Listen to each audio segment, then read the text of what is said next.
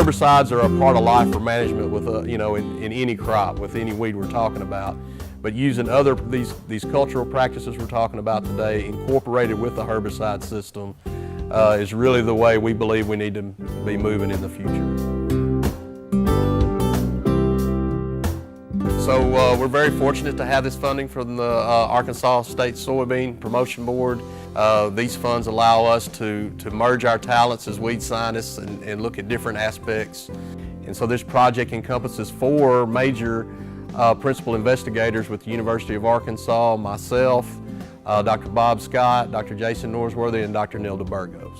We realize that at the end of the day, we're not seeing a lot of new herbicides being developed, so cultural practices that can help improve our management of resistant palm or amaranth populations, planting dates, cover crops, crop rotation, and crop rotation allows us to do multiple things. One, produce another crop on that land, which is helpful, but also it enables us to use different herbicides from one crop to another.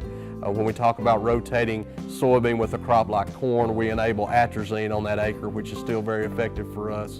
Spacing, so our row spacing on how we plant these soybeans, we've done research over the years that shows the narrower we go with our soybean row spacing, the less competitive pigweed populations can be in that field. So putting all 3 of those things together, now with a cover crop system and with this harvest weed seed control, really gives us a good system approach.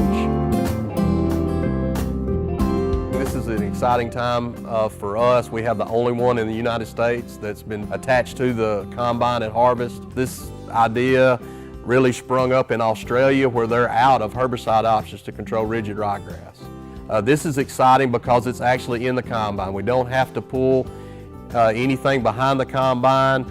We're taking the lower chaff fraction, it's dumping into this cage mill attached to the bottom, and the cage mill's moving at about 3,100 revolutions per minute, and yeah, it's burning, and so it basically turns everything into powder that goes through that cage mill. And so there's very little seed rain or seed shattering on the ground from these pigweed plants, and most of it goes through the combine process, falls through the sieves to the bottom portion of the chaff fraction, and is spread with the combine if we didn't have this destructor attached. With the destructor, it funnels that seed and lower chaff fraction into the mill.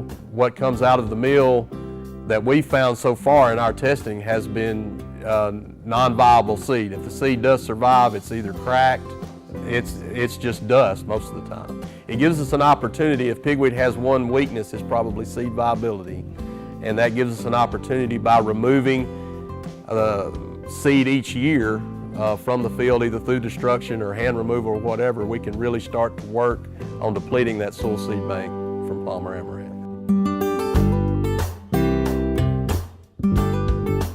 I have 2 products that work once the crop's up, and that's it in northeast Arkansas. And so we're trying to manage it with residuals.